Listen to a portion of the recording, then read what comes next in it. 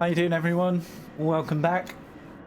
We're at the SRL Swedish Racing League again for round 7. I should have Mixter here on the audio with me. Hello, buddy.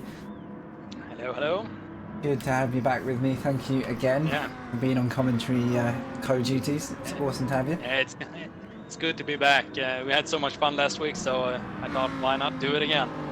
I'm very pleased to have you, man. You are, chat, just let me know if you're hearing any difficulties with audio. He is on a slightly remote connection, but it seems pretty reliable. So hit me up in the chat if either the picture or the sound is causing you any grief, and I'll try and live fix that stuff. Just so you know what's going on, we've got at least it looks like 10 of the guys who still need to set a qualifying lap, and this is the lead session that should inform the top split mainly in the next race, which is coming up in about 25 minutes time. Let's get that lap time up for you. Tough track, this one. I don't know what your experience of driving is it yourself, Mixer, but definitely for me it's one that puts fear into me at least on GT. Catalunya is a new track that I haven't driven on Gran Turismo since I retired a bit from the whole racing league thing. So I haven't driven the track, but I've seen it in Formula 1. It's quite a fierce one. Fierce, definitely. Very tricky, catches you out easily, very unforgiving, I think, on the track limits. You know, there's not, apart from maybe the corner we're seeing now where there's that little bit of runoff, most other parts of the track, including the almost infamous chicane on this game at the end of the track, which has caught many a driver out, I think.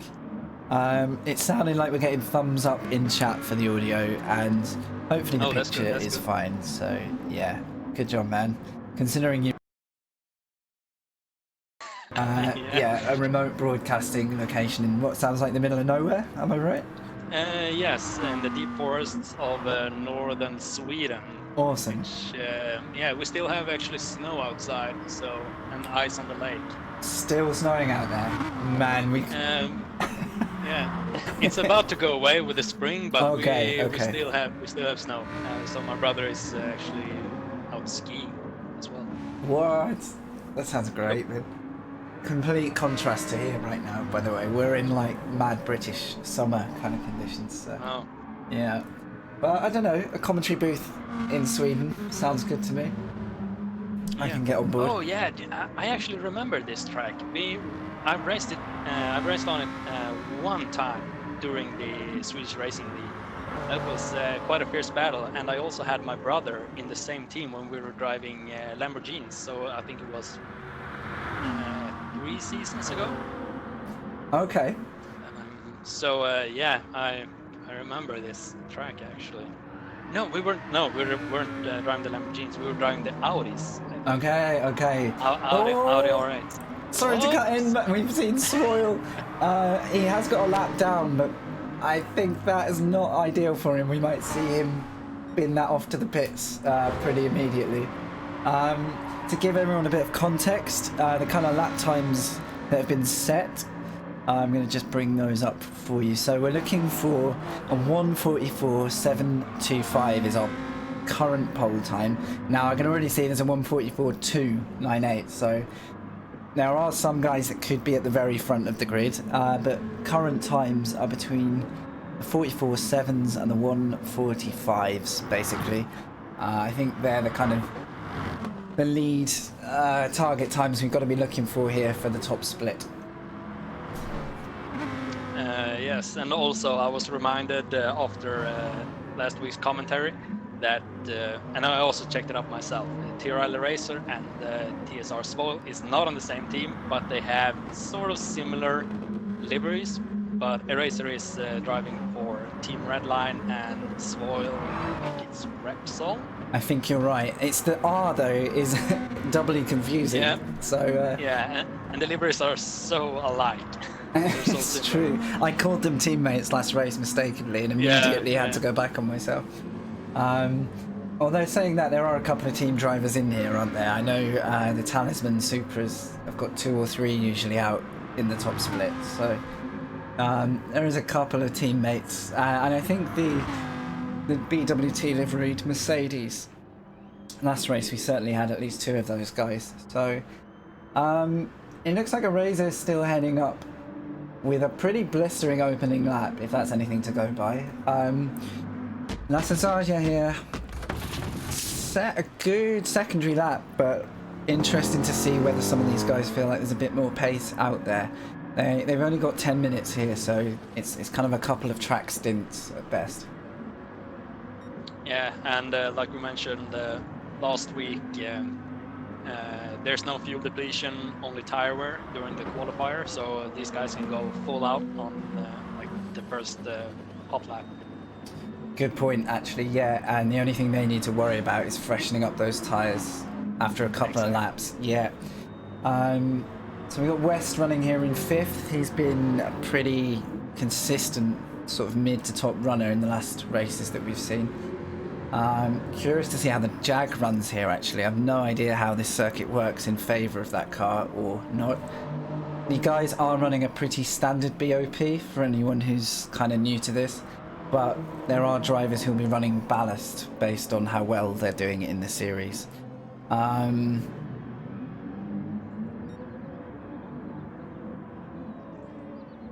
T5's asking for live timing.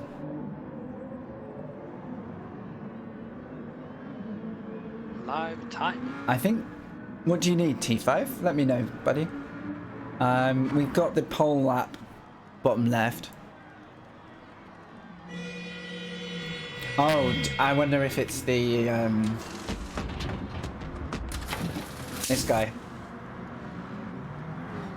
So quick... yeah, that might be. Yeah, quick heads up on that while we're letting the guys get out for their second stint. There you go, T5.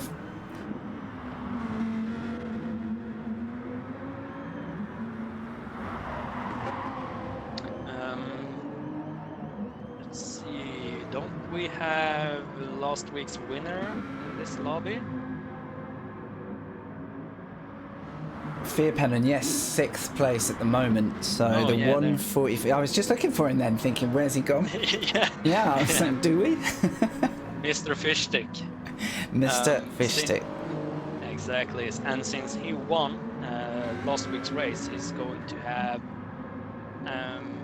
I'm not too sure how much ballast he has, since I'm only on my little tablet screen, so I can't multitask. But he should have more weight to his car.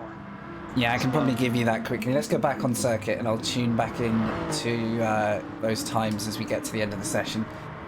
Solon, who I think is going to come out maybe in the top 7 or 8 here. We'll check that against the live timing. So ballast, Fearpennon is now on 6% for this race. Egerlanders and Solon there on 5. T5 Black on 4%.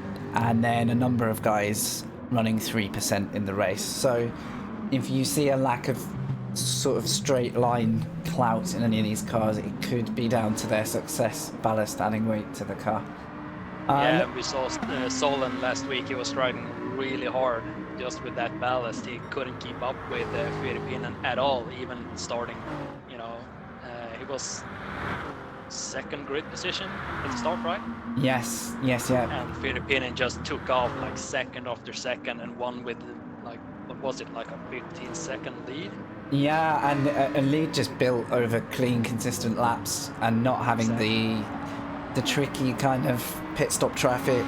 It just seemed to be that golden run, didn't it? Whilst everybody else had to battle their way.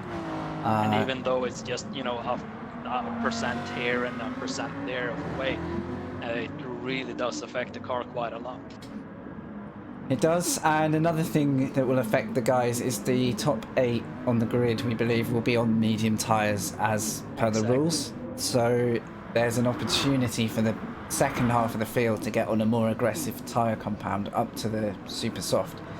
And it often makes for quite an unpredictable opening 10 laps as that kind of shuffles itself out. So they have to, during the race, they have to drive on at least 2 separate types of tires. Okay, so the minimum is 2 compounds, is that right? Exactly. Okay, Exactly. okay. So obviously these guys are forced onto a medium, which makes the rest of their stint quite an aggressive push to kind of recover that tyre time. Are the mediums mandatory, do we know? The mediums should not be mandatory. Okay. I think So it's actually a bigger issue for those front runners, if that's the case. I'm not gonna swear on that. No, that's okay. Well, we've got I'm not too sure. We've got the closing laps as these guys yeah. come over, so let's just quickly see if anyone's improved. I think the lifetime is going to help us the most. Now, it looks like a Razor's held it with that basically smash of an opening lap straight out the pits. Yeah. Funny phenomenon where you just hook it up straight away on your first lap and nothing else you do can kind of compete with it. Pretty clear margin there to SSGr3, who has been running strongly, but I think that's a really good starting result for him. And Swirl the last remaining 44 time there. I believe Solon will join then in that top 3. So the 2 front rows will include Solon in there.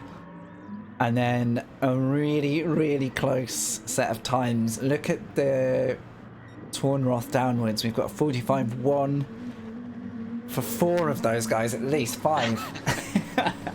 Yeah, super tight. It's really, really wow. tight. So let's have a look. Is that going to bring T5 wants to be in this lobby? He's looking at a 145.472. T5, I think that's going to put you in P9 on this grid. P10 with the additional times, I think. Potentially P11 with Chio in there. Are they going to fill up the whole lobby, so it's going to be 15 drivers? I think so, I believe so. So we're going to have, from the timings I've been given, there's 3 to 4 drivers joining this group, but T5 Black should be fairly secure there. Quick check down, because we're not seeing everybody. Oh, we are. There are only 10 remaining in this session. Okay. So that looks pretty good for you, T5. Is Solon driving in the B lobby then, or? I think driving at all? Solon has a time of 144.725, so that'll make him 3rd on the grid, I believe, in this standing. So we will see Solon. Quick update on the championship while we're waiting for the guys to reset.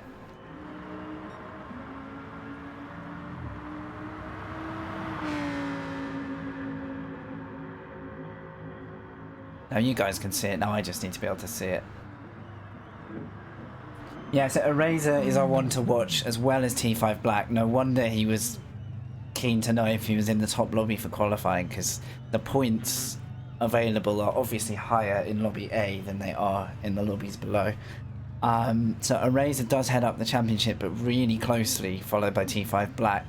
Only drivers at the moment in the 700 points region, but look out for West, Egerlanders, Abramson, and Kettenen, who, with a good result here, could earn up to, I think it's 160 points for the top position. So don't rule these guys out yet, but there is only one more round after this one. So what happens today could kind of decide who's in the running for that championship battle. It looks to me kind of like the top 6 at the moment are the contender cars. So Kettenen, Abramson, Egerlanders, West, T5 Black, and Eraser. We're gonna try and keep an eye on those guys in the race just to see how the championship might be affected. Without the benefit of 5 live timing screens, it's all a little bit mental maths. So it will be speculation, I think. Let's be honest. Yeah, and also TSR Spoil is a really competent and also a really fast driver, but he has missed 1 race, so that's why he's further down in the total standings. I didn't know that, actually.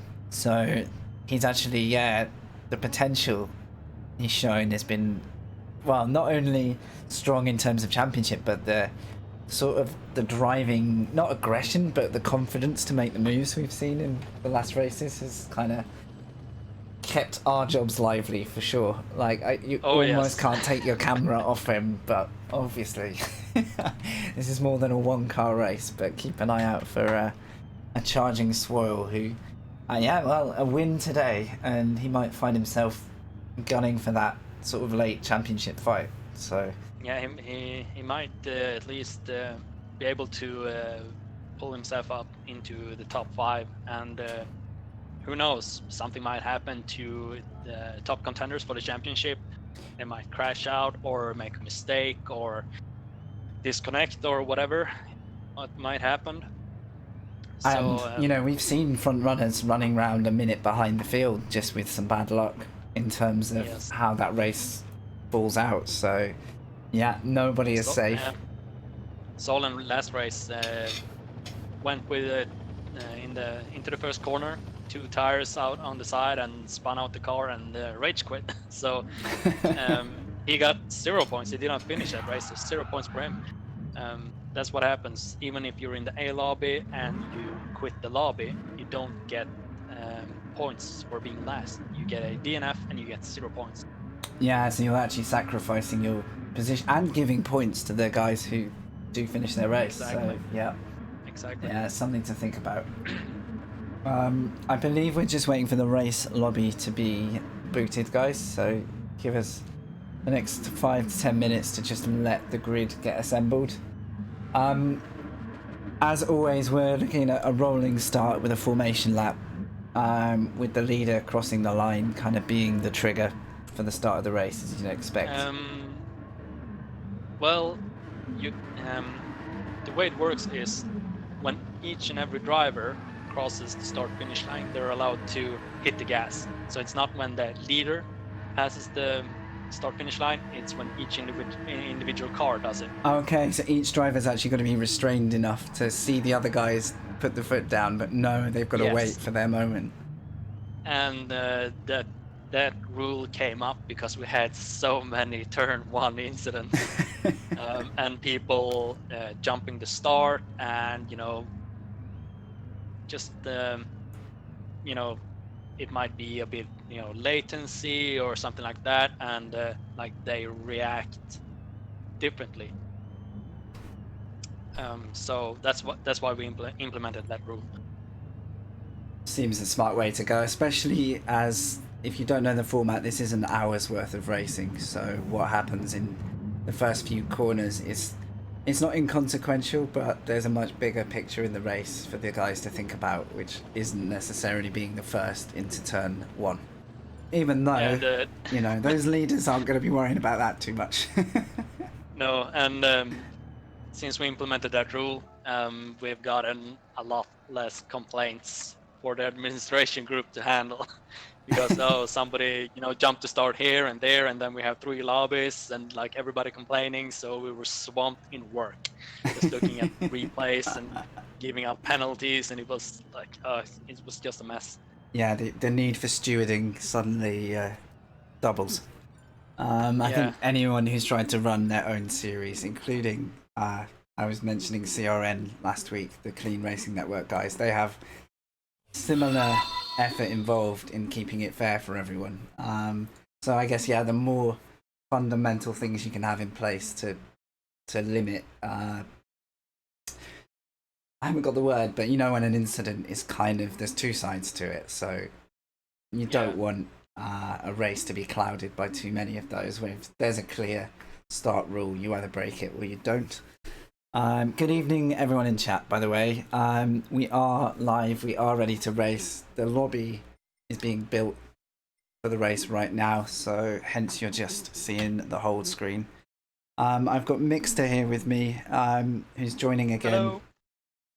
And thank you so much, dude. It's great to have you. Mixter has it's really good to be here.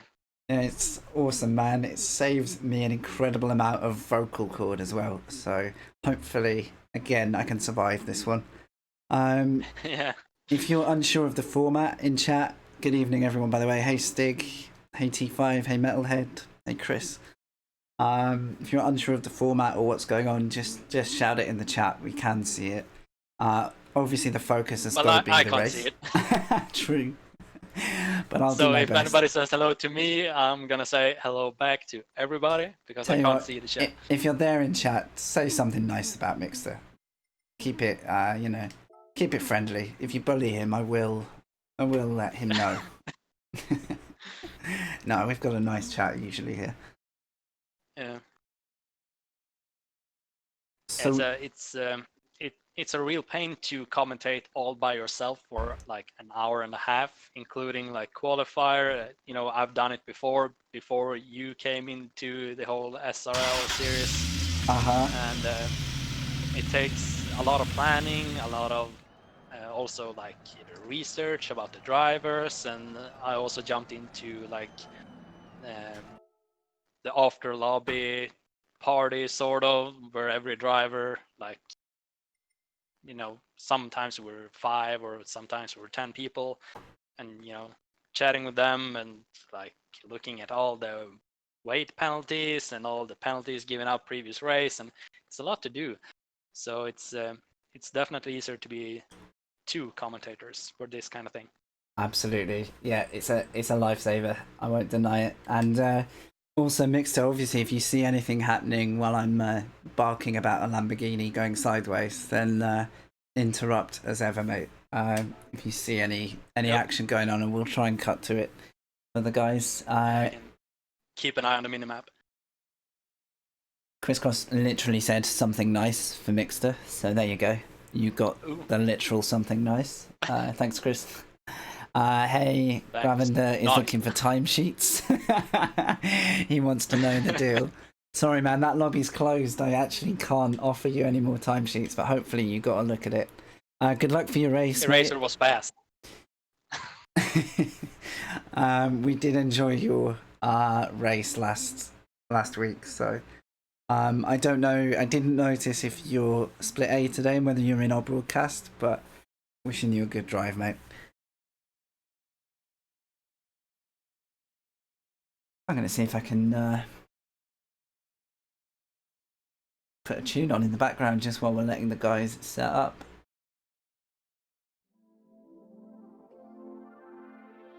Wow, there's a picture of the artist. How about that?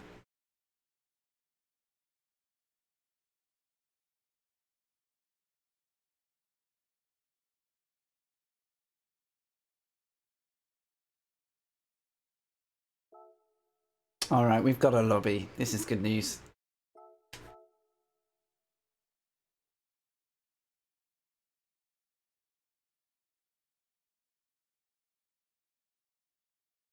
I changed my what do you call it? Like phone service provider.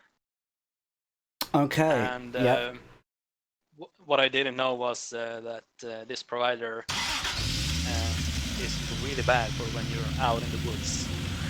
So I have no connection on my phone. So so you've just undone it rather than improved your situation right now.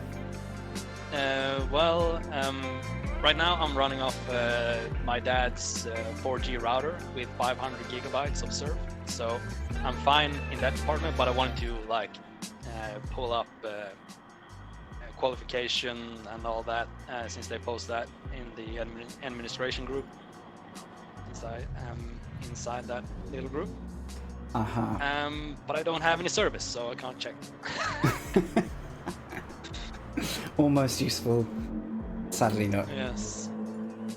All right, we've got cars back on track. We've got something for you viewers to enjoy again. Ollie, thanks for your follow earlier, and it looks like we've got a quali grid there from Ollie in the chat. I will make a copy of that for our Mixter hit. Unfortunately today he can't multi-screen and multitask to the same professional level, but he's done a grand job in tuning in, so there you go. We got a grid.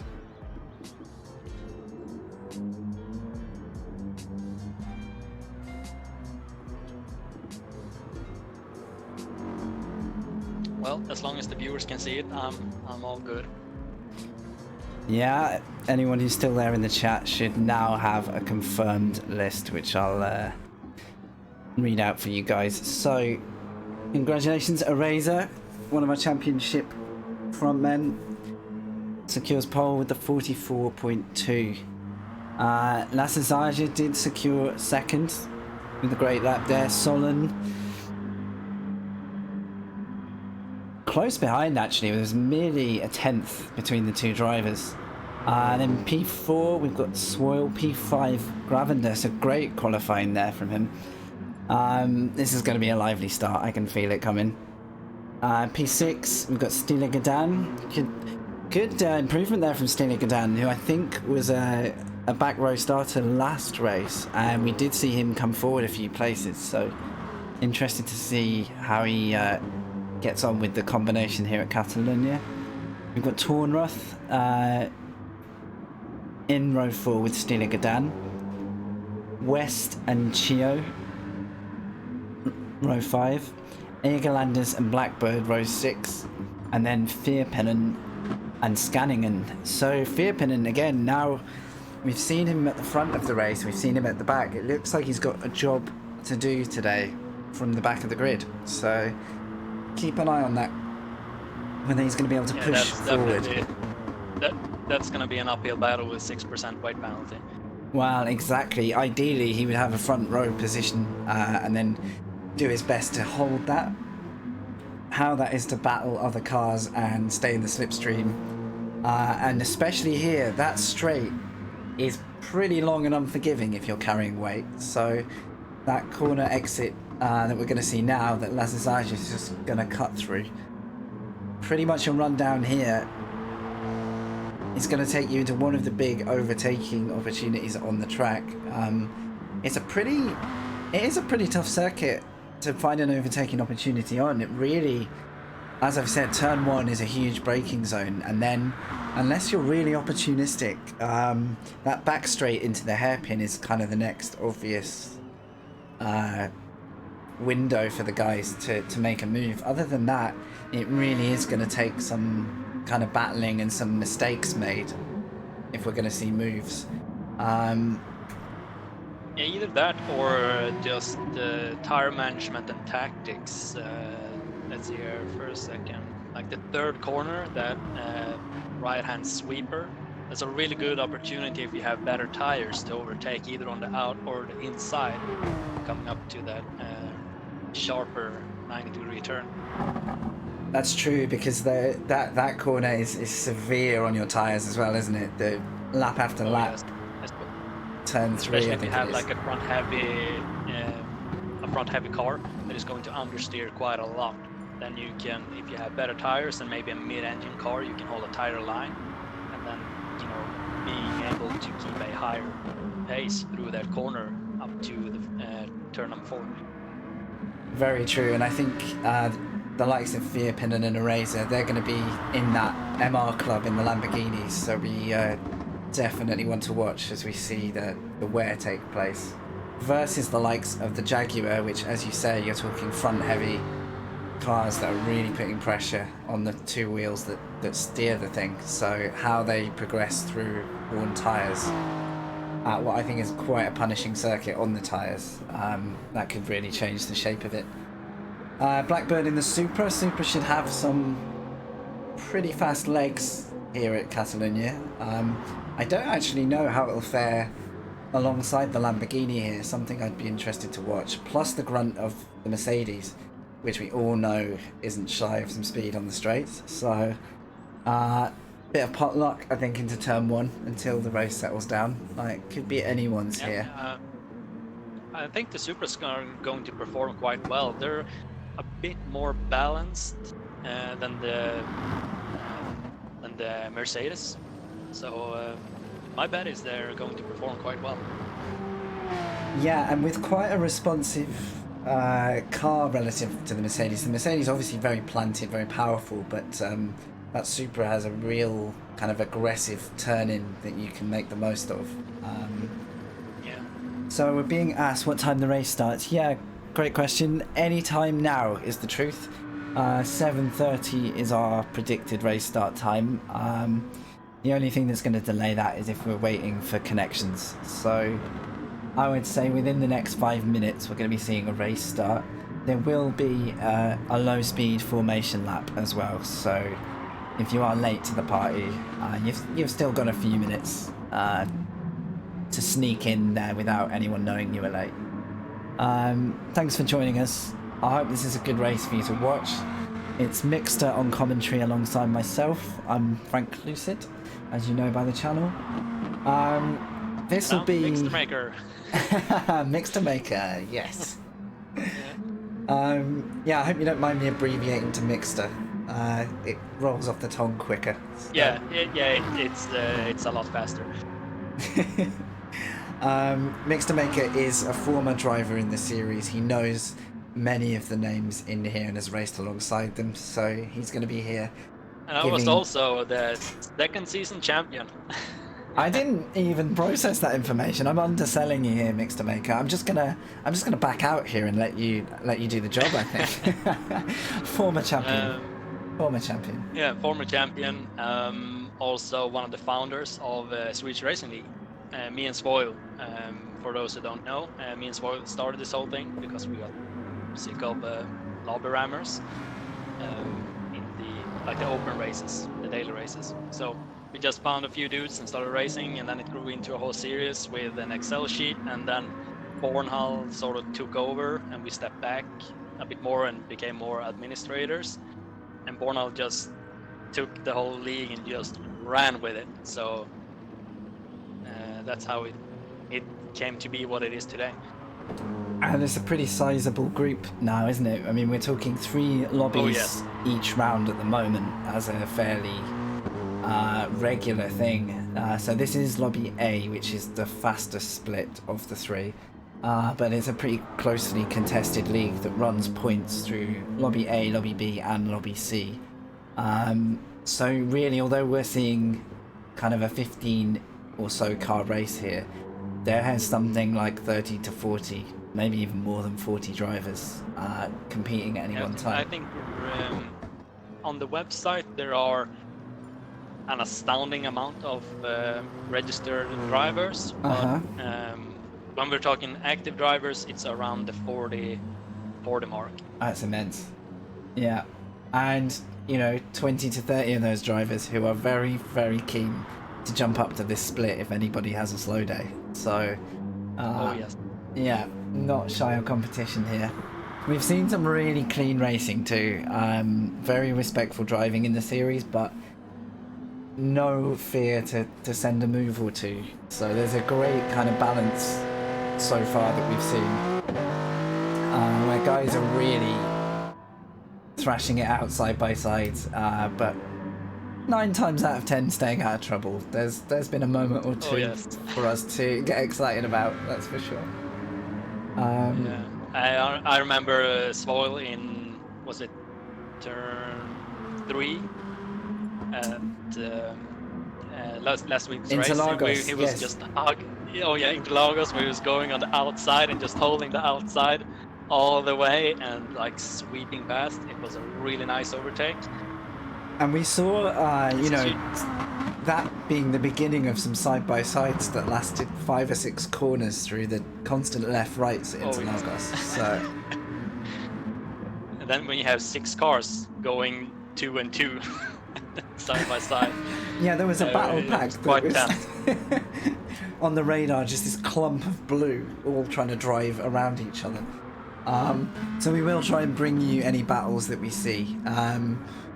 We usually miss something. Only having 1 set of cameras means stuff will escape us, but if you spot stuff in chat, you're welcome to pipe up in there and let me know that things are happening. But mainly just hope you get a good race to sit back, chill, and let these guys do the sweaty side of it. So Blackbird there, I think a row, sorry to cut in on you, just a row 5 started today, so back down in P11, so he's one that's going to be, I think, looking for an early push on those medium runners.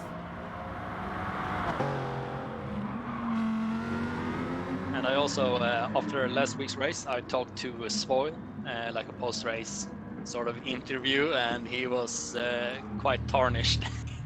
He said he was sweating profusely, and he just wanted to take a shower and go to bed. Job well done, I would say, if that's how he felt.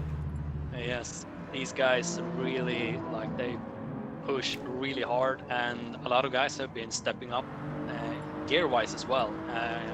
Okay. I know for certainty, I know that Spoil has the new Fanatec podium wheelbase and like a huge widescreen monitor, like a super wide one, and like stepping up from basically he had a TGT which is sold to Bornholm, so he doesn't have to play on like a Logitech G29 strapped to an ironing board, like an iron board. The upgrades because are that's coming. what he had. Oh yes. So Bornholm bought Spoil's whole rig. It was made out of wood, and Spoil upgraded to like the whole podium. Wow, maybe podium rig. Maybe we can follow suit with swanky commentary upgrades as we get into this. You know, we'll rival the drivers for all the fancy kit. Yes. Keep the competition going. Okay, guys, we are in formation lap mode. 1 warm-up / parade lap, and then it's a rolling start straight into 36 laps, somewhere near an hour's racing. Welcome in chat. Thank you for joining Interpol. Glad you could finally catch one. This is the Swedish Racing League. We are in what is the top split. We have qualified. We've just seen the last results of qualifying, and now we're just going to let the guys really kind of settle the nerves, hopefully, get heat in the tires. If you weren't here to hear it before, the top 8 will start on medium tires, whereas the field behind can start on a softer compound. They must use 2 compounds in the race, so they're the kind of basic fundamentals. Obviously there's fuel, there's tyre wear, and that's going to affect everybody's strategy. So we're at Catalunya. It's a tough track. There are overtaking opportunities, but you need a lot of rhythm and balance, I think, here to kind of keep yourself in contention with the guy in front. There are guys running with ballast, and we will try and let you know through the race who is running ballast if it's relevant to the battle. It's tough to keep on top of all the stats with only one screen, but the main thing we want to see is good racing, hard racing, fair racing. And yeah, thanks Mixter. How are you feeling about this one? Quite exciting. It's going to be interesting to see the mid-engine cars fighting the front-engine cars. Those mid-engine cars are definitely going to have an advantage in like the tighter corners, since they turn a lot easier. But the front-engine cars, like, there are a lot of curves on this track, and the mid-engine cars are not super well over curves. They are really bumpy, and they want to, like, the cars basically want to jump as soon as they hit a curve. So that's going to be really interesting to see where they can excel. Yeah, speaking of the jump, we're going to see if this Mercedes can offer a bit of a battle to Eraser, who is leading the field out. Final corner, beginning of 36 laps, 2 by 2 here. Each driver must wait until their car crosses the line before they can get their foot down, which should stagger the start just a touch. But it's usually pretty fraught and pretty close.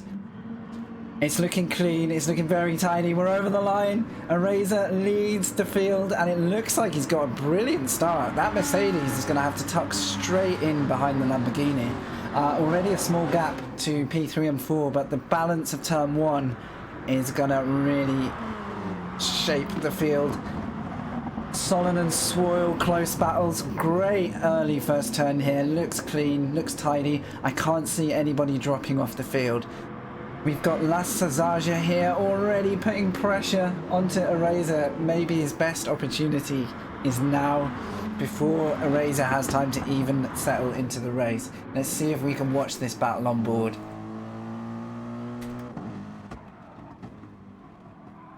And it's a wide line from Eraser. you can see those mediums are cold and they are really struggling up front right now, since the top 8 drivers are on mediums. So he's definitely gonna have a struggle here, Eraser.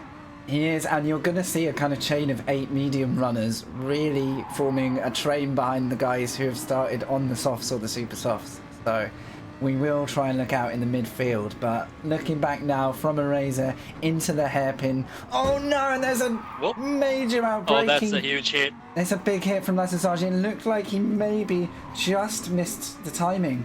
A pure late braking moment. We will try and replay that.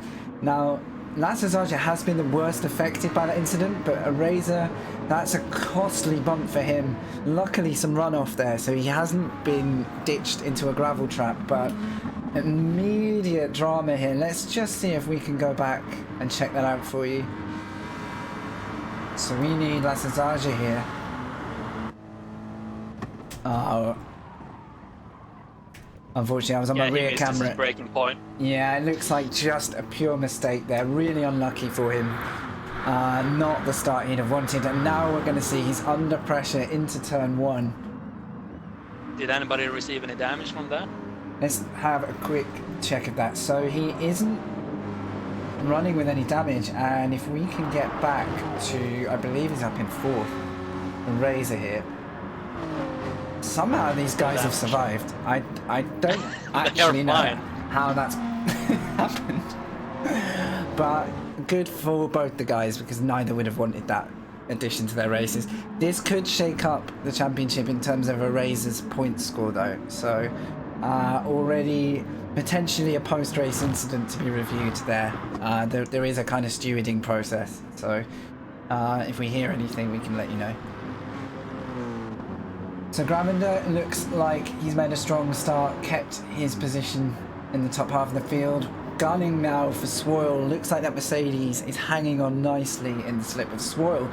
Swoyle, I think, has made some good ground. He was down in P4, so yeah, he's benefited, I guess, from the collision with SSGr3 and Eraser there. Yeah, so this is definitely gonna make it easier for the top 2 drivers in the Lamborghinis, being 1 and 2. And are they also on the same team, maybe? So we've got Solon. It looks like it. Yeah, it looks like Team Repsol would it be?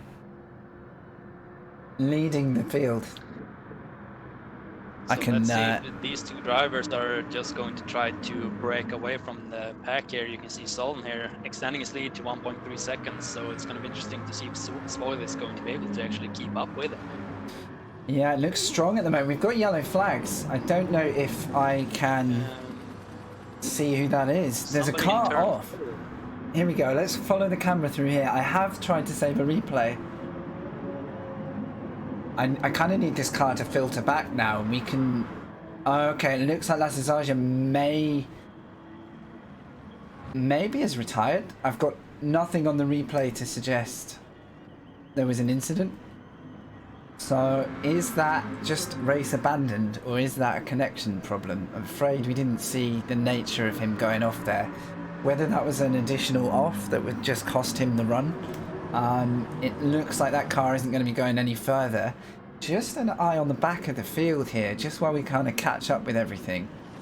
We've got Tornroth at the back, who's obviously suffered from something in the field that we didn't see. He's on the super soft, so really he'd have been hoping for a much more aggressive early start here. SSGr3 doesn't look like he's going further. Sorry, go on, dude. You can see also both Tornroth and Firipinen is way behind the pack, so I'm not sure, but maybe something happened between those 2 drivers and SSGr3. It's a good point. I have been told in chat actually by Ollie here that the damage is on light, so if there was damage they'd have burned it off within a kind of 10-second period-ish, or whatever the game announces. So there probably was a bit of light damage at least for those guys, but I think we're seeing it wear off with the light damage setting. So that's one to pay attention to.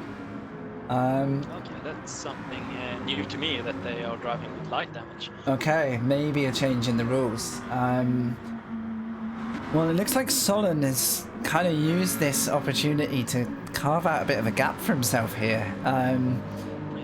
Yes, he's definitely pulling away. Maybe Solon has less ballast than Svoil. Swoil with 3%, Solon with 5%, so maybe just showing outright pace here, which is impressive.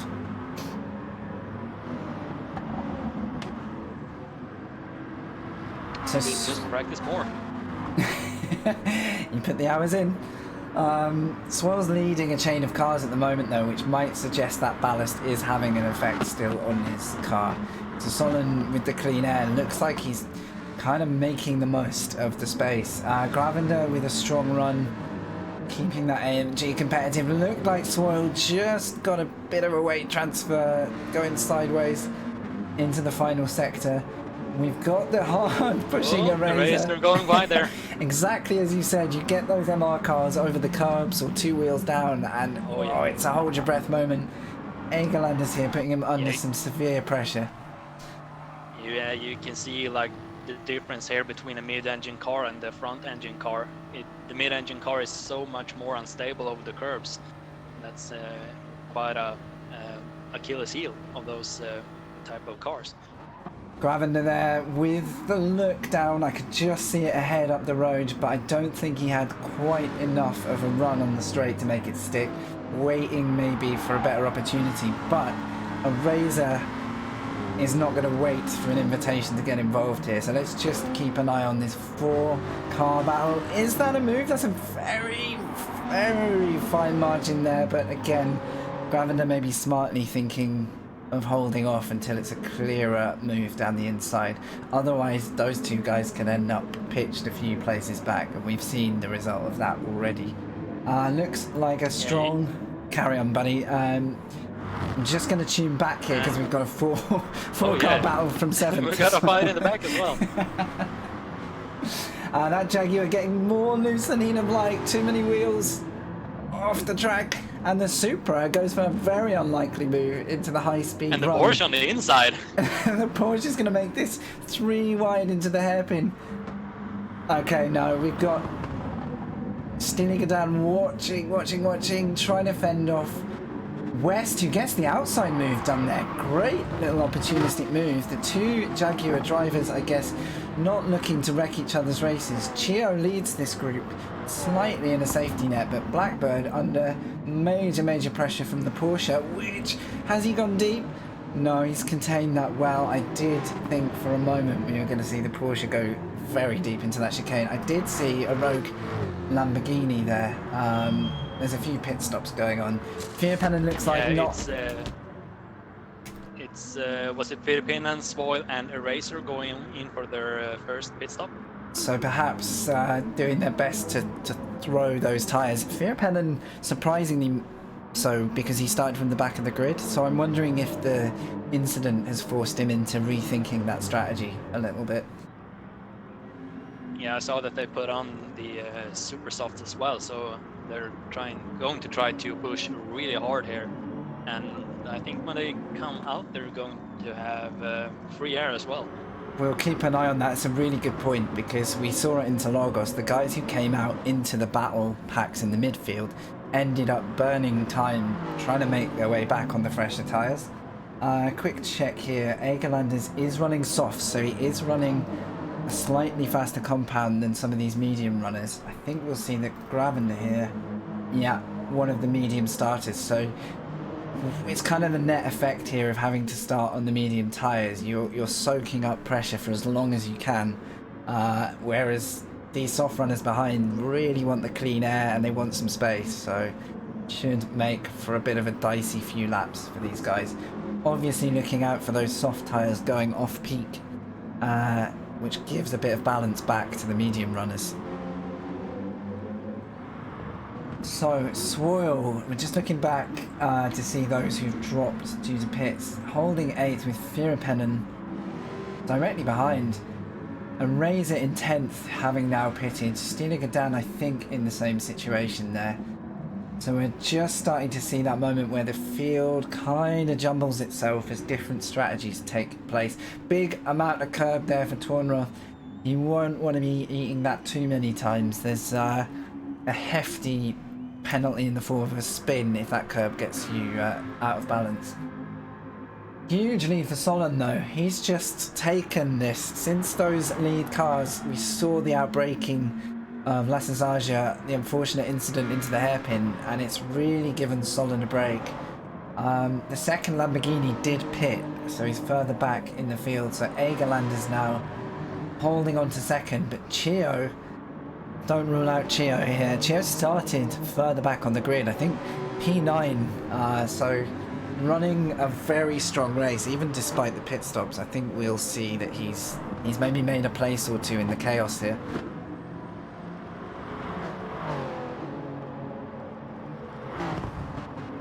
But I think Solon is looking for some redemption from last race in Catalunya as well, since he spun out and also took a did not finish on that race. So he might have practiced really hard towards this time, and now you can see the fruits of his labor. He's driving really well.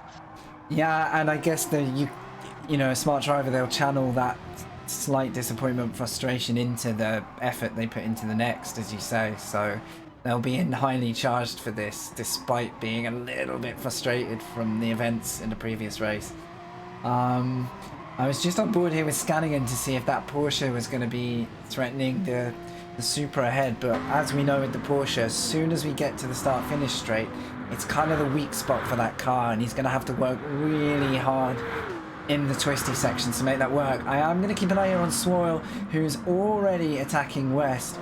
Swoyle here running the super softs, and I think we'll find that West is still on his medium tyres from the opening in the race, so really shouldn't be long for Swoyle to make a move. I don't know if we'll see West defend too hard. It could be in his interest here to delay Swoyle, but he's also going to benefit from following a super soft runner. I don't know what you think there in terms of the best plan for West there, Mixer.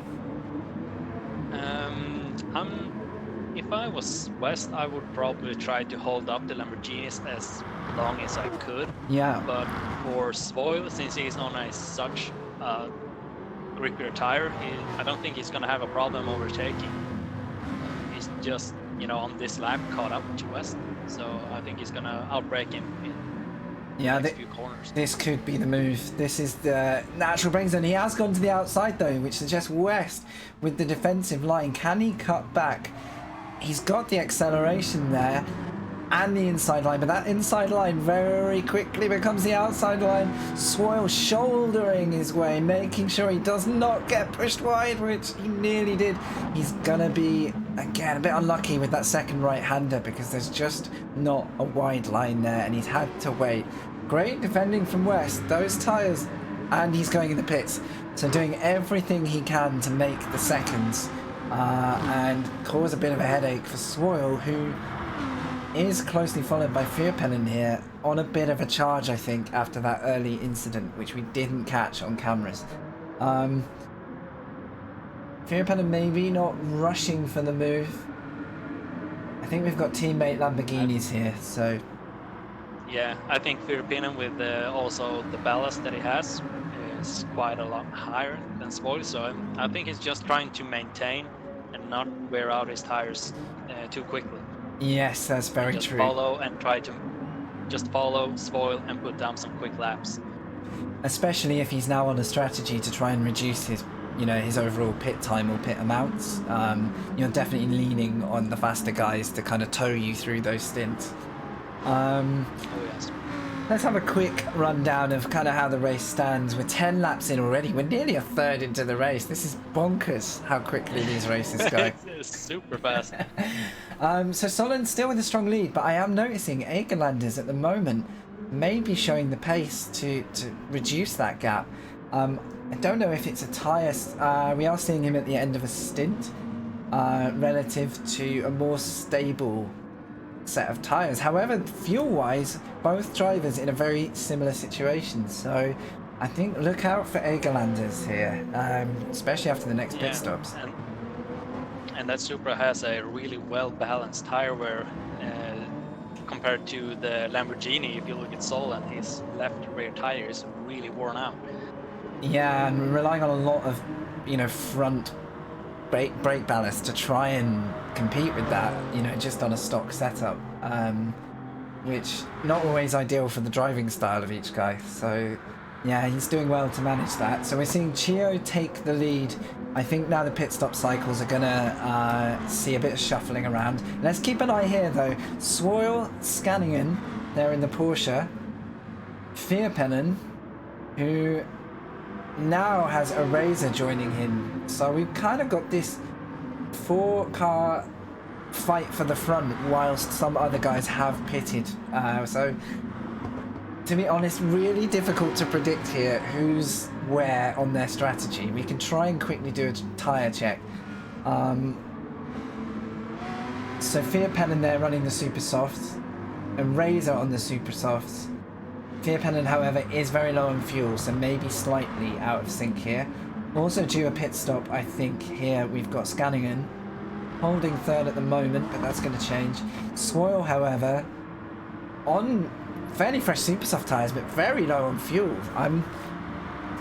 I can't make head or tail of what strategy they're on at the moment, so I'm not going to. I'm just going to enjoy the racing. Well, looking at Swoyle and Eraser for its strategy is not really wise, because one time I talked with Eraser and he told me that as soon as he thinks of a strategy, it goes to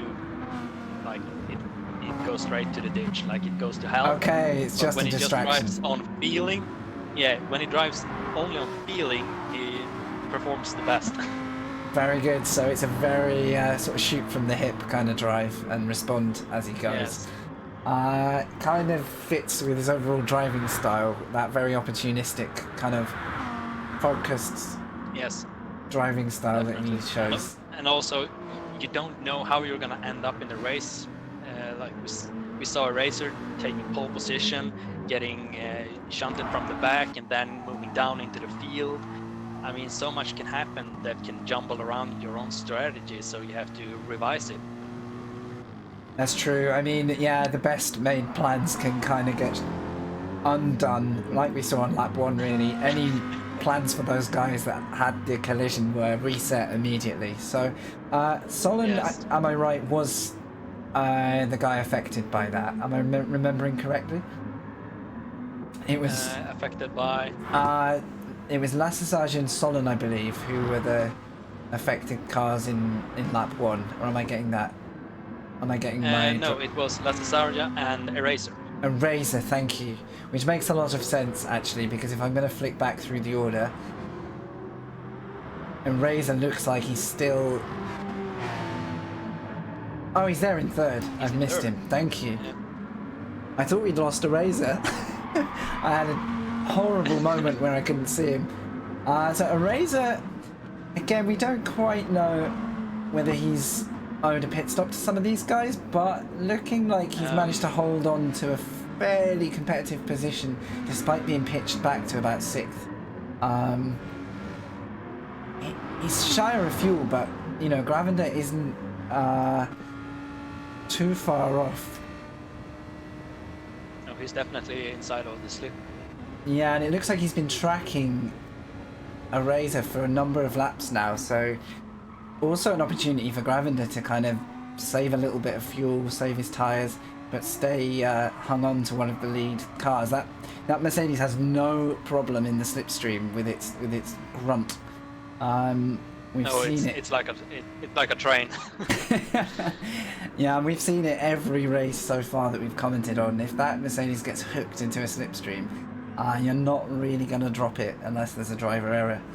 I'm just going to round up where the drivers stand at the moment. So we've got 12 runners that remain. Sadly lost Lassasage there. I don't know if we've since lost another driver, but 12 is the remaining field.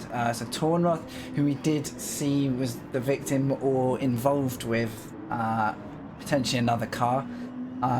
We didn't see it. It could have just been mistakes, but Blackbird also at the minute off the back of the field, running there in 11th, but he's got some clean air, so let's see how he runs. He was further up early in the race. Scanningen in the Porsche, still hounding Chio at the moment, not letting that Supra have a second to itself. Has a little look into the hairpin, very good on the brakes, very good on the turn-in, the Porsche, but again, and a very opportunistic move out of the hairpin. That acceleration, whether it's a tyre compound, no, both on the super softs, great move. Almost caught Chio there on the exit. Whether he can defend on the start-finish straight, that Porsche really has to work hard in the straight line speed zones. Yeah, it might have been just the Porsche being more nimble and being a bit opportunistic. He could actually overtake, but it's going to be interesting to see how it's going to fare on the straightaway here. Yeah, and you can see the move. Go up on the inside. Strong confidence there from Scanningen. I'd have been tempted to lean right and defend, but he was pretty secure with that braking zone, so could be a chance if he's got some pace in the Porsche. A good middle sector here. It's kind of on Chio now to sort of patiently wait until the next kind of power zone and just get that Supra hooked up on the corner exit. So not an easy job for Scanningen here to keep that car behind.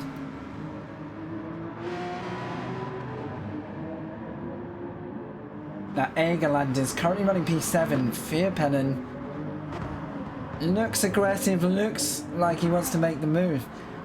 Now, has that Lambo got the speed? Oh, sideways around the high-speed run. Yes, the drift. Using the Lambo to its best characteristic. And I think you can see that Lambo with the ballast, it's really struggling with the straight speed. It doesn't have that power.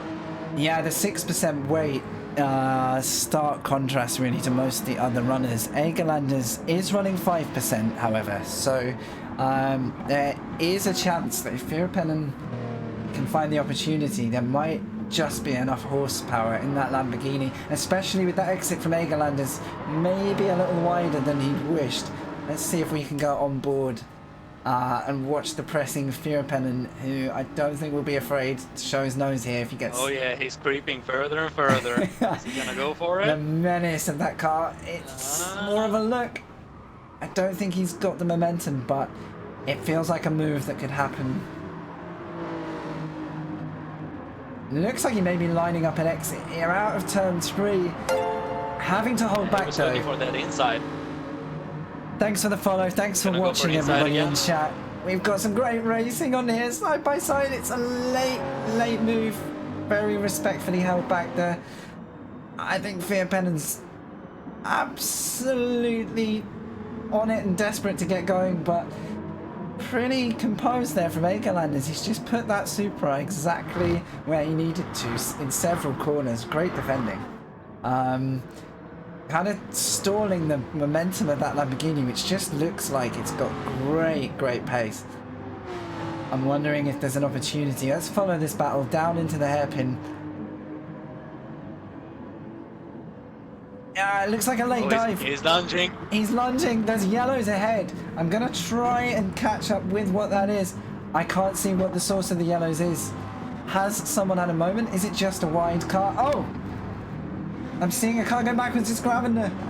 Gravender's off. Severely off. I'm going to see if I can... What happened to Gravender? We've got it into the braking zone. 2 cars ahead. Both Lamborghinis stalling. I don't know if... Oh, and Gravender. Oh, he just gets the door shot on him there. I don't know if the Lamborghini even saw him coming, because he had that kind of opportunistic... I don't know if I can watch that again, guys. Let's just see if it... Here we go, on board. The 2 Lamborghinis get sideways. And in rejoining, I think that Lamborghini just did not see Gravender there. Really unfortunate for him. He kind of had every opportunity and right to go for it, but he's straight in the pits there. It looks like the damage will have automatically repaired in this race, but... Oh, I'm gutting for him there. He's been on the back of these Lamborghinis the whole time, and I think I couldn't tell it. Yeah, I think the Lambos were probably too caught up with themselves because you can see them slipping and sliding everywhere. Yeah. Then all of a sudden there was a big Mercedes in the way.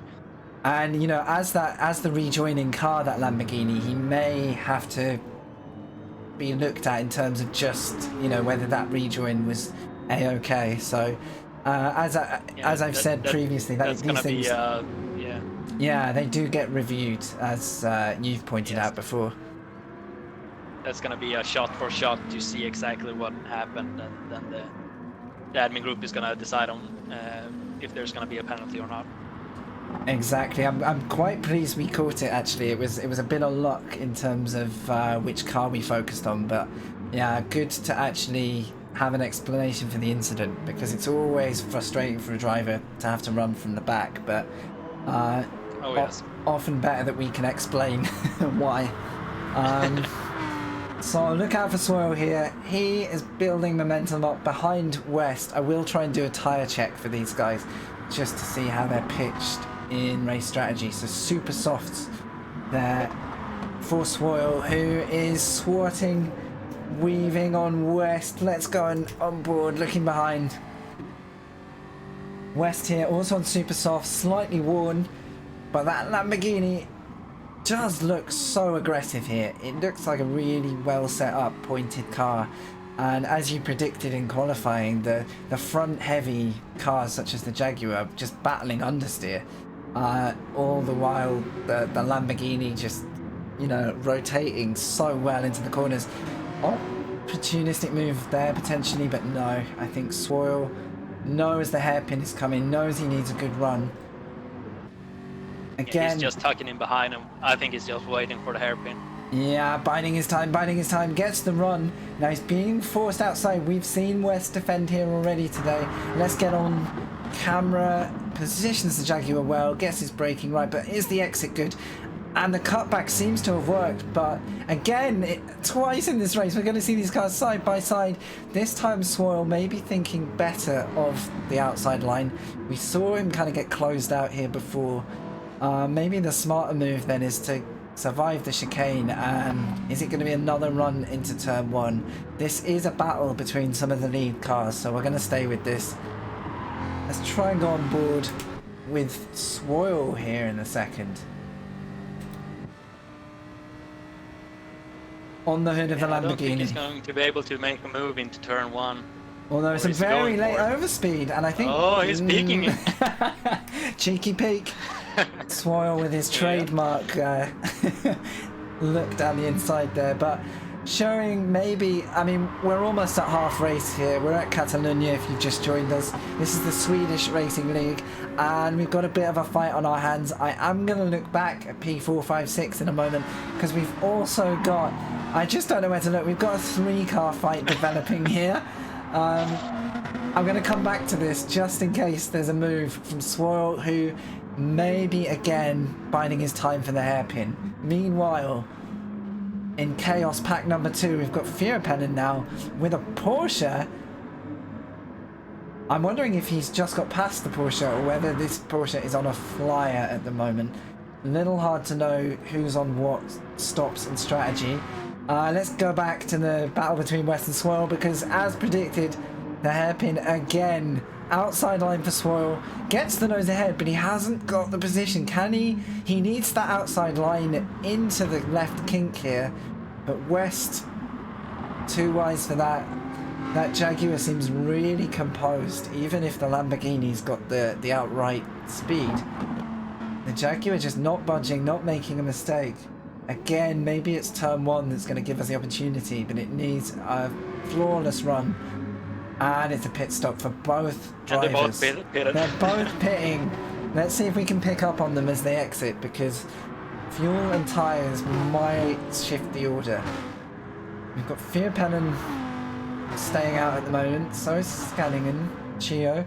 These guys all on a bit of a pit stop sequence, if I remember correctly. Right, we've got a Lamborghini rejoining in the form of Solon, who just gets squeezed out by a Razor. That could be a big move.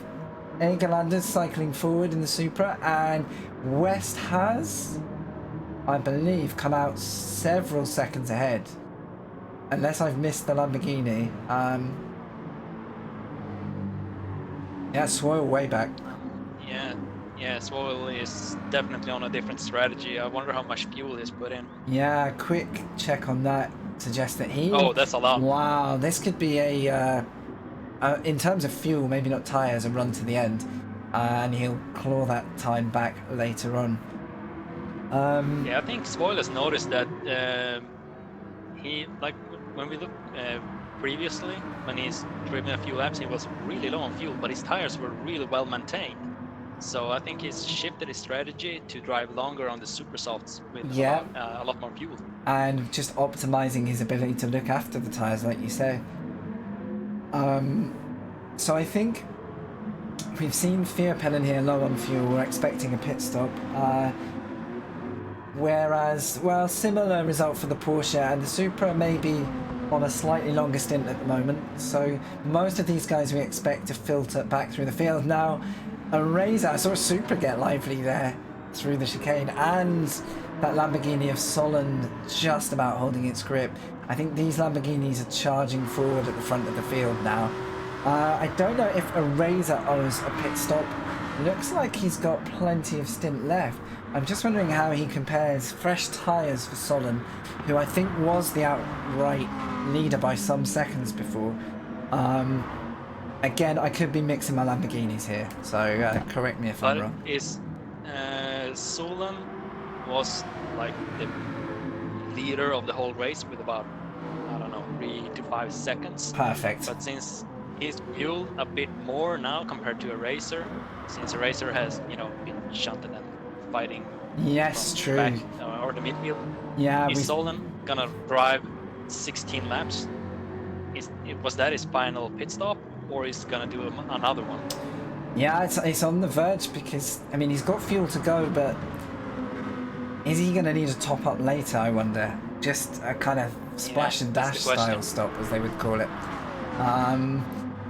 At the moment, it looks like, though, a Razor not hanging about with these cars who are on, well, off strategy, I guess, to their race. So maybe a Razor knowing he needs to do everything he can now to make ground on Solon, if he's going to bring a bit of a gap back down to that driver who, as we said, Solon with a pretty commanding lead earlier.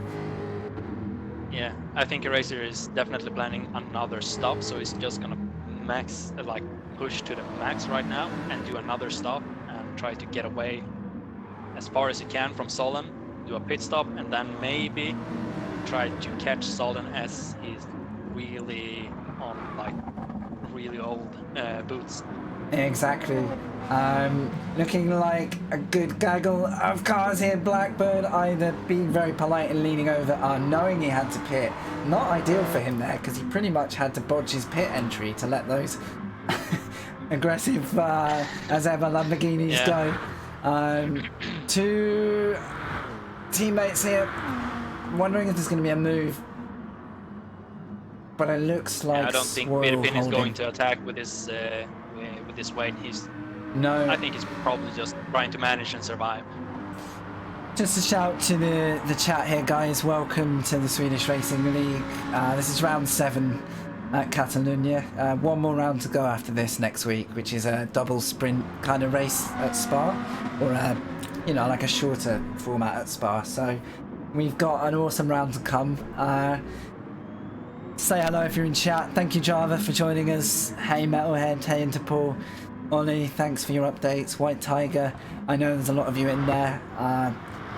Sit back, enjoy the content.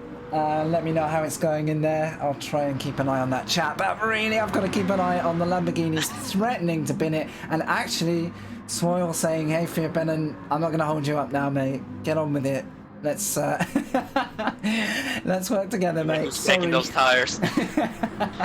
You can also see Swoyle hitting the left-hand indicator. Yeah, cheeky little, I'm getting out the way here, mate. Yeah. So Solon holding to the left. Has managed to stay with the Razor. We expect Solon to take the outright lead later in the race. He was a strong front runner. Assuming we've not seen anything that held Solon up, but I don't believe he's had any problems. Egerlanders was chasing Solon before. He's only 3 seconds off the outright leader. That means he's less than 3 seconds behind Solon. That could suggest, if the pit stops even out, that Egerlanders is making good ground. I'm going to have a quick look at fuel and tyres. So he is running low on fuel, whereas Solon is owed less. So maybe a pit stop will bring that gap slightly closer to where it was, which I believe was 4 to 5 seconds before. It looks like Solon won't be hanging around. If he can make a move on a Razor, he's going to want that clean run at the front. He looks well suited to being the leader there. Does Solon, if Solon is not going to do another pit stop, does he really want to overtake? Or does he want to just stay snugly behind the Racer because maybe he knows that the Racer have to have another pit stop? Well, it's a great call, because if he was already not high enough on his fuel level, this is the perfect opportunity to remedy that, or at least make the bare minimum of a pit stop if he needs it. So you're absolutely right there. Like this could simultaneously be looking after the car and maintaining a lead. So yeah, it could be foolish to fight at this stage. Really good spot there, but it relies on that Repsol Lamborghini having a good run.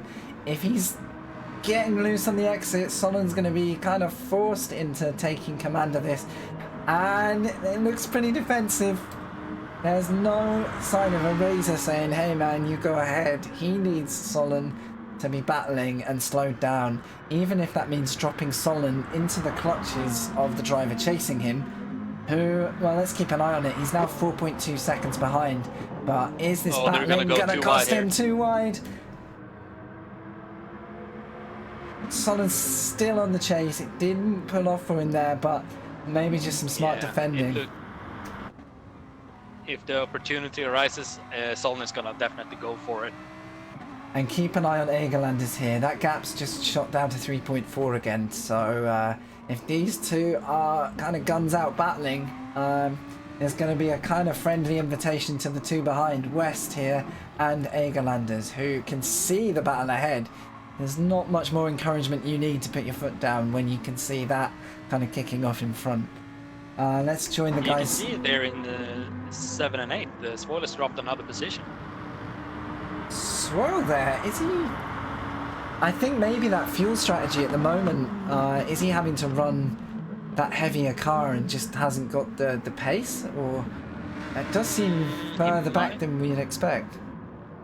Yeah, he was ahead of Filipinen and then he let Filipinen by, and now he's behind Chio, so I don't know if he's just trying to maintain his tires. Let's keep an eye. It looks like he's at the rear of this group. Is that?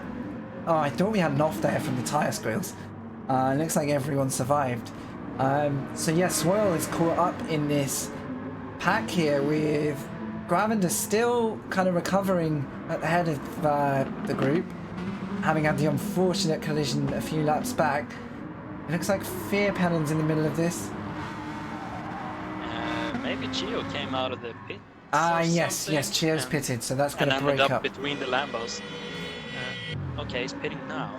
Huh. Sorry, I'm cutting back to the front because I think I just saw a change of position there. So Solon broken through. Did we get it? Oh, we have got it. It's on the outside, so he's held that line. Beautifully done, really respectful, and I think maybe a Razor saying, "Hey man, let's not burn our time now, mate. Let's drive on." But we'll find out this lap whether a Razor's got other ideas and wants to push on. Yeah, because the Racer is way ahead of Solon in the total standings of the championship, so he might just want to pull ahead of the pack as far as he can, do a pit stop, and then finish in the top 3 or something. That's a great shout, really kind of playing the smart moves, because a quick check on the championship for myself. So T5 Black, who I thought was running here. Have we lost T5 Black? That may be the other car that we're missing. Let me do a quick check through, guys. So apologies if we've missed that, but yeah, I don't see T5. I'm afraid we don't have a T5 Black in the runnings, who is our championship contender with a Razor here. So whether he's here in my chat and can let me know what went on, whether maybe there was another incident that we didn't see on camera, because we did see some guys lose ground, or whether that's connection issues. Okay, sorry, T5 did start in the B final. That's just an oversight from me. Apologies, guys. I thought T5 was in this split. I must have caught that wrong. So, Max... T5 started in pole position in the B lobby. So he'll have kind of a maximum points that he can get from that, which is kind of the equivalent of P16. However, with some guys dropping out in this race, that will help him, because the points tend to filter down through the lobbies, if I remember correctly. Oh, sorry, I looked at the qualifying. Oh no, that's all right. No, I did get a point set through from the guys, but I've not got that in front of me, so unfortunately can't tell you the impact of that. Oh no, I was right. T5 started in pole position in B final. You're absolutely right. Ollie in chat's also confirmed that. Thanks, Ollie. Yeah. Frustrating for him. 1.5 10. Okay. 1.5 10. So he needs A final. one. Oh my goodness. Wow, excruciating amount of time away from being in this race, in a race where we've seen dropouts already. So there was a lot of opportunity in this race. Even if he'd started at the back, we'd have seen him made some ground now. So bit of a what could have been there for T5. He was desperately asking for the timing screens before, and I understand why, because I unfortunately predicted he was going to be in the A lobby, and it turned out he was one car out. So dude, I owe you a beer for that false prediction there. A 10.5 off. A 10.5. That's nothing. That's one corner exit. So Solon has now kind of regained his position at the head of the field. Interestingly, we've lost Egerlanders from the running, who I'm hoping has just made an early stop for his last stint and not had a serious issue. We'll keep an eye out there though. West a strong runner. We can see now here. Racer. Yeah, Racer has done his last pit stop, I think. And looks like he's come out in clean air. Well spotted there, Mixter. Yeah. So that's what he needs now. Clean air, good run, and just to kind of hammer down now while everybody else finishes their remaining stints. Most guys now will be looking at final pit stops with only 10 laps remaining.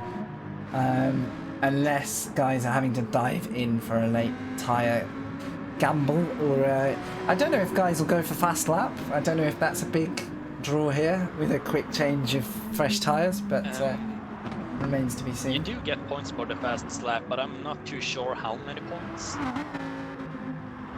So always worth thinking about. If we see a late stop, that could be the motive. So Solon leads by a clear 5.5 seconds, looking untroubled at the moment. Hopefully won't give him a curse of a commentator, having said that. West, pretty much in his own race at the moment. There could be, a pit stop coming soon. Are we going to see West dive in at this point? No, he's going to stay out. He's making this stint last as long as he can. Might be a short stop, not too many laps to go. Fierpennin running in third. His tyres suggest a stop, but his fuel is more generous than West's. So hard to know quite how those two are going to filter out. I've been asked to look at the fuel for Solano. Bear with me, guys. I'm going to run from the back here because I don't know where he stands. Oh no, Solon's at the front. Sorry, that's me looking at the wrong name. Fuel for Solon. He is low on fuel. Yeah. He does owe a pit stop. Great spot there. He does have to pit. Great spot, White Tiger. Yeah. So my predictions was off. Yeah. I thought it was going to make it like the whole race. Not for the first time we've been proven wrong. So that means Solon, West, Fierpennin all due pit stops. Now, what we need to know is Swoyle going to try a bit of an audacious run to the end? It looks like he's going to need tyres, even if not fuel. That's going to be sketchy. He doesn't have to put any seconds into refueling, but running with that heavy amount of fuel, that's going to cost him. or that has cost him. Oh, and we're seeing a pretty sketchy run with the other Lamborghini here. It's scanning and defending here from a Racer who looks pretty desperate to get on with it and get by. Is he going to make the late move? No, thinks better of it. A Razor having made the fuel and tyre stop, again one to watch. He's going to come forward, Solon in the pits. Only 5 fuel as he goes in, 5% I think that is, or 5 litres, however it calculates. West again in the pits. Yeah, Solon pits, West pits, Firepinen takes the lead. So our current lead is pit. Firepinen have to pit. Firepinen is still going, but that fuel suggests to pit as well. He has to pit. Let's see where these guys shake out. So this is going to be a close one. So Solon outright ahead of Firepinen. So Firepinen definitely is going to step back a little in the running order here. A Razor coming through. He looks good to go to the end, and he's only 3.2 seconds off Solon, who now looks good to go to the end. So you're seeing our effective second place driver at the moment. That's going to be a fight to the finish.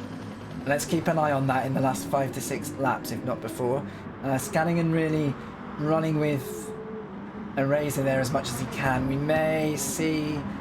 Is he going to stay out on those super softs? It's a gamble, because if they wear off too much more, he really is going to feel the understeer. So we might see a smart pit onto fast tyres for the end there. West having pitted, filtered out in 5th. Now let's see how this compares with Egerlanders, who looks good to go to the end. So this is an on-track battle. Potential 3rd and 4th place battle here. So look out for Egerlanders. Putting pressure on West. I think these two have run very closely throughout the race. I think there's been very little to separate them.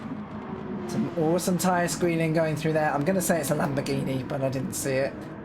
Swoyle one to watch. So it's probably Swoyle with his worn down super softs.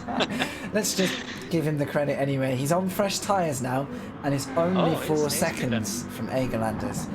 I think that could be a 5-car close-up here towards the end. Stiniker down. We haven't given him too much screen time here, but now we have. He makes an oversteer into the pits just for style points there. I don't know if it gets him any championship points, but it looked good for cameras. He's answered my question there. He's gone into the pits. Our Gravender suffering a bit as a result of that off in the midpoint of the race. We saw a rejoin from a Lamborghini that just did not see Gravender there on the inside. And as Gravender tried to duck out of the collision, he had kind of nowhere to go and was the unfortunate victim there in the crash. So more in recovery mode now. A bit of bad luck for that driver. We've got Chio here looking like he's good to run to the end. And Blackbird on older tyres, but whether those softs have got the life looks like maybe struggling for grip. So Blackbird, could see him dive in for some tyres there. These guys around 20-25 seconds off the lead, so we're maybe seeing the latter half of the grid here shaping up. Quick check, so Stinigadan comes out of his, having made his last pit stop, and Tornroth, consistent run at the back really. I feel like he lost his opportunity early with an incident that we didn't see, and has just had to kind of battle on, get his head down. And, you know, we've seen incidents already, so good on him for head down, cracking on with his race. Solon building a 3.3 second lead from a Razor here. Has a Razor got enough to challenge with? He is running with ballast. So it's going to be interesting to see who's got the pace into the final stint.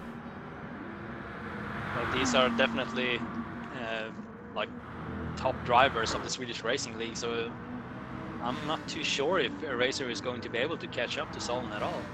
No, and on tyres which don't look healthier than Solon's, so he's got very kind of few cards to play with here. Could mean though we're seeing a charge from West. Now I don't know how kind that Jaguar is on its tyres, but they look fresh enough and they're super softs to kind of take the battle to a Razor here, who as we said before, has kind of got his championship to worry about. Quick check on West, who I know isn't shy of some points. West is car 3 in the championship. West getting ahead of Eraser here could be a big story, and championship P4 is Egerlanders, who is currently P4 on the road. So the 3 of 4 championship leaders, so we haven't got T5 Black in this race. He's in the lower split, hopefully doing well in that split, but you're seeing kind of the lead contenders here, broken up by an incredible run really from Solon, who's kind of showing the pace he's got to run with these guys. Yeah, and also Eraser for, you know, taking pole, being punted off the track, coming out around 6th position, and then moving up to 2nd. He's done a major job. Yeah, really kind of made the moves when he needed to. Absolutely, and it looks okay. Egerlanders surprised me slightly. He has got to get some fresh tyres, or are we seeing a last ditch effort for the fastest lap? It looks like those super softs do need a top up. Hard to say here. However, that kind of puts Egerlanders out of the battle with West, which I was looking forward to. So, surprised me there. That moves also Svoil up to 4. Yeah, which brings him... He is 5 seconds down the road, so I thought for a moment the gap was closer. Pretty secure 4th at the moment. I think his super softs look fresh enough not to worry too much about the charging Egerlanders, but there's 5 laps to go, there's mistakes to be made. I don't want to make too big a prediction. And curbs everywhere. Yeah, and a lot of curbs. So we've got the super soft everywhere. Porsche, yeah, dodging the super soft, not the super soft, the sausage curbs, too many S's. That is a car you don't want to gamble on the sausage curbs, very quick to rotate on you if you do. Veerpannen in a strong battle, and I think one to keep an eye on here if we can track the battle, because we know he's capable of winning a race. We've seen him take off and win even with ballast, so no reason to think he can't challenge Scallingen here, who I've got to say has done really well in the Porsche, making the most of its kind of handling capability on a track that really does kind of promote power on many sectors. So quality drive there, good recovery from Gravender too, who is in this fight, ready to jump a position if either of these two get caught up. We've got a bit of a battle. Especially since Sorry, carry on. No, false alarm, carry on. Well, you can see Filipina also battling with Sconian in the Porsche, and then you have Gravander in the back, so he's just, you know, biding his time looking at these two drivers, and as long as they keep fighting, they keep losing time, falling into Gravender's lap. That's true. Gonna be really interesting for the finishing stretch. And after his bad luck, he's not going to be shy of taking a couple of cheeky places from others getting into trouble. So any kind of opportune moment to do that, I think we'll see him put up a fight. Speaking of, we've seen a position change. Now, I don't know if we've missed the move. It looks like a turn 1 to me. It looks like the pace of that Lamborghini just secured the position there for Filipinen. This group aren't far from Egerlanders, but we do know Egerlanders has put fresh tyres on. I didn't really want another replay, so I'm going to cancel that. Old Frank's bit too fast on the keyboard there. Getting too excited in these final laps. But it looks like Filipinen might have the power and the pace to kind of hold this Porsche at bay, which will drop Scallingen into the clutches of Gravender here, who just kind of needs to stay close and get that Mercedes hooked up nicely going into lap. But I wonder if we have a battle for 2nd and 3rd here. Well spotted, thank you, Nixter. We do. So West has made the gap. It was a good 3 seconds before, and West is on a charge. He knows this is a championship battle. He knows this race could bring these two drivers closer together, potentially even give West an edge over Eraser, but I do believe Eraser... Maybe Eraser made some kind of mistake because he had a healthy gap between him and West.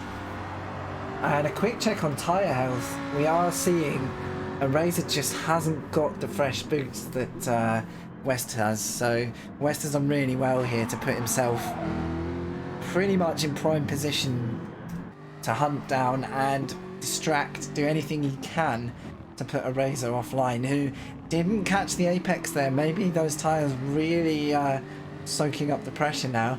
We've got a healthy gap back to Swoyle, so West can afford now to kind of give it all he's got. There's let's say 3.5 laps still on the board.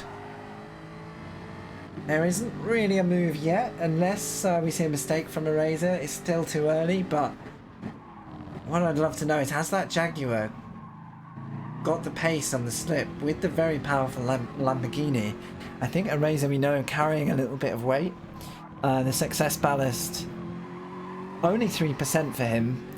And I think West, 3% too. So we are looking at two evenly fought cars going into here, tyres being the main difference. Good evening, UDC crew. Thank you for joining. I hope you're enjoying whatever you've seen of the race. We're entering the final 3 laps of a 36 lap battle in the Swedish Racing League. This is round 7 of 8. So we are starting to see championship threatening battles. Nothing too decisive yet. This is a big result for a Razor if he keeps the podium. Be great to know whether he would rather fend off West, who is in P3 in the championship, but a good, from estimate, 100 to 50 points behind this driver. So will a Razor decide to do his best to slow West down, or is he going to play? What he doesn't want is Swoyle to suddenly get an opportunity to take another place from him. So the psychology of these guys going into the final few laps, it's going to be kind of interesting to watch. We'll come back to that battle. I'm just keeping an eye here, yeah, because I can see Gravender kind of showing a much more aggressive driving style now. He's waited and waited. Didn't look like he was struggling to stay with Veerapennant and Scanningen, but Scanningen there has begun to slip away from the grasp of Veerapennant, who has shown great pace really throughout. So now it's down to these two for that battle for 7th. I'm going to tune back into a Razor because West looking as strong as ever. We've got Solon kind of now building a lead again. It was down to 3 to 4 seconds, but I think the attention of a Razor and those kind of fading tyres is just dropping him into the clutches of West, who really needs to think about that move soon, because those super softs of his own aren't gonna get any fresher. Yeah, you can see him putting his car right in the middle of the track, ready to defend that inside if needed be. So yeah, and as you say, he very, very early move into the defensive line, telling West he's going to have to wait. That outside move didn't look like it was on. We did see that outside move work once or twice in this race, so you can't rule it out, but I think West thinking better of it this time, knowing that there's this lap and the next to try and make that position count. Again, I'm just gonna keep an eye on this battle. It is kind of relaxed again. Maybe Gravender having a tricky run out of the final sector of the last lap because he's just not bolted onto that Porsche. Speaking of though, Chio and Stina Gadan having a brilliant battle for P9. You'd think this was for the podium. They're loving it, aren't they? They're having a great fight here. There is no reason not to. Jaguar versus Supra. Now it looks like Chio is the driver on the defence at the moment. I didn't catch whether that was a position change just now, but great to see these guys thrashing it out. I am going to come back to 2nd and 3rd though, because this gap's still unrelenting. Can't decide where to look. You guarantee the overtake will happen whichever battle I'm not looking at, so we'll try and stay with it for you guys. Quick on board with West here. Oh, a lot of curb from the Lamborghini. A little bit of sideways action. Great run at the final corner. If he can keep the power down, this could be the move going into the final lap at Catalunya. You can see Eraser just placing his car further and further on into the inside, just trying to block off West as best as he can. Gives him no window for the manoeuvre, but is West brave enough to hold it outside? Does the Jaguar have the grip? It doesn't look like he can use the strength of that car there. Brilliant defense. Yeah, really strong work from Eraser. Just, as you say, already had that inside line covered, forced the outside line from West, who now, again, he's kind of being frustrated. He's just got to wait. Let's go back on board. Let's kind of track this battle all the way through as Solon kind of takes a commanding run. Looks like no mistakes from him yet. He's still got half a lap to hold this together though.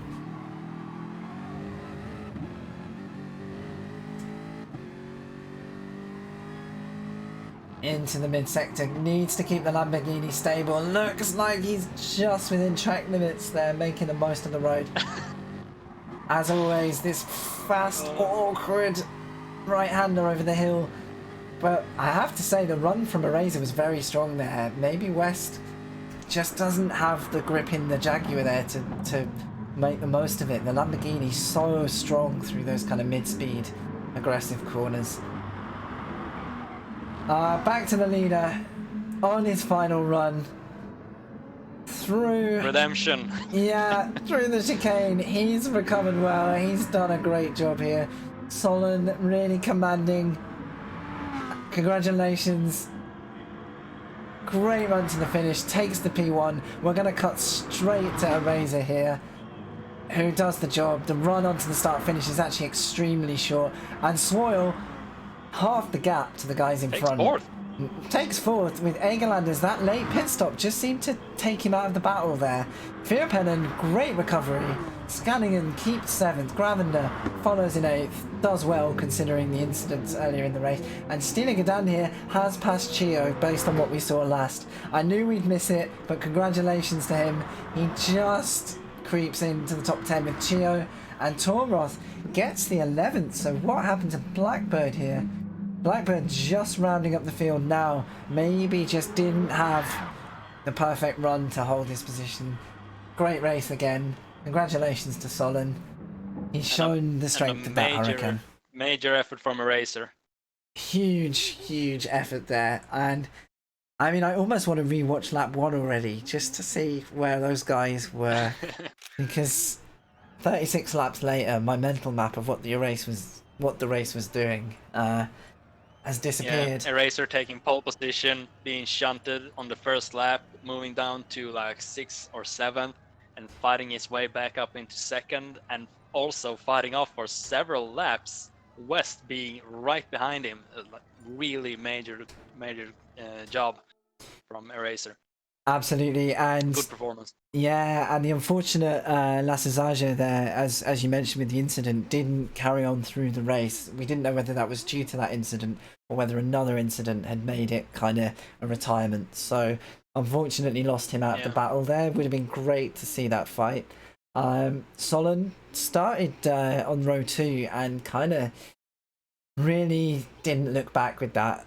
Great moves and good strategies, kind of giving him a strong win there. First place, fell into his lap. Yeah, and he just took it and ran. And redemption from last week's race, where he crashed and did not finish. So really good performance from the whole Lamborghini team. It was actually, and it did look like a very competitive car there. Swoyle doing well as well. He did start high, so he kind of maintained his starting position, but I think there were many times in that race. I think Swoyle did a swing and a miss on his pit strategy. Yeah, perhaps. with the fuel. Yeah, and I guess he's going to try something. He's got to throw something out there. Egerlanders, I thought we were going to see fighting with Swoyle there at the end, but we did notice the tyres weren't going to hold on him. Maybe the strategy didn't quite plan out as he'd hoped. Vierpennen, worth a note there because he started back in P12, so his pace and his strategy have allowed him to cut through many of the guys in the field. West as well, notable result there. Let's not overlook that he was down in P8. So he's converted that. Admittedly, a couple of cars did get into trouble. That may have affected the running order, but no discredit. Really awesome run for him there. And then rounding out the latter half of the field, so Scanningham there in 7th, Lavender maintained 8th, Stinnigadan 9th, and Chio top 10. And Tornroth and Blackbird, good runs again. Maybe not the day for the Supra, even though we predicted it was going to be a strong car. Maybe just bad luck for the team this round. So we'll look forward to seeing how that shakes up the championship. With the absence of T5 in this race, we may see West a strong contender there for the top positions, and Egerlanders with some good points. And also Eraser coming in second and also pulling the fast lap is going to give him some additional points as well. That's a really good observation, actually. Yeah, so we'd love to show you the tally now, but we are going to probably have to wait until those get updated. At the very least, you'll see those before the final round, which is going to be at Spa next week. 2 races, shorter format, and a reverse grid for race 2. So a bit of a British touring car style, if I can call it that, approach to the final round. 1 round will be wet weather, 1 should be dry. So just about every variable out there. I think that's going to make that's going to be super interesting. And now that we know that this whole setup that I have, I can literally be anywhere as long as I have a 4G network and we can commentate together. I hope so, dude. I'm really loving it so far. I've got a feeling we're going to need a triple commentary team for Spa and like 6 cameras. I might aim to lose my voice for that one because we should have a couple of weeks off between that and the next season starting. But yeah, I hope you can make it too, Mixter. Pleasure as always to have you here. Pleasure to have you in chat. Yeah, it's been great. Give me a shout if you stuck it out through the race. Send a plum or a moat or a hello in the chat. Let me know you're there.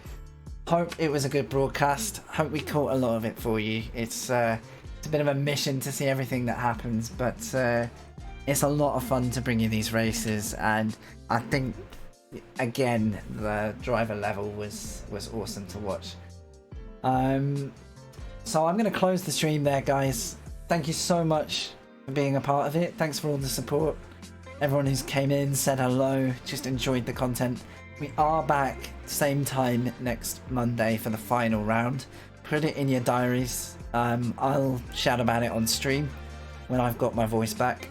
And you'll see Mixter here with me if everything goes to plan. See you, Mixter. Thank you so much again. Great to have you, man. Yeah, thanks for having me. It's good to be here. Great stuff. Take care, guys. Awesome race, awesome result, and see you soon.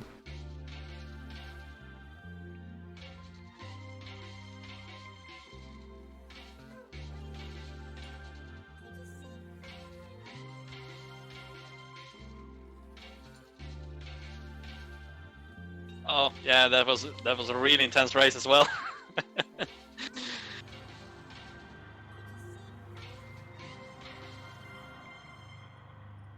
Yeah, it was battling was happening everywhere, and everybody was like super tight in there, and it's really interesting to see like how they start off and then it all jumbles in the middle, and then it sort of comes together and closes in, like in the closing stages, and you can see where everybody lines up, and then it's just a fierce battle to the end.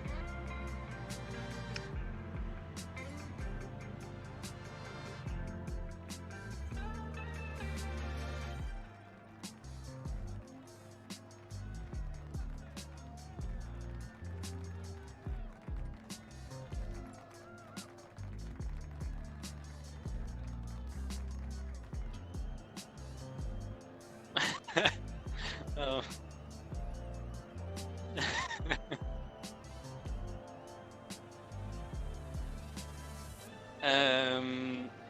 Oh yes, I'm I'm still looking up.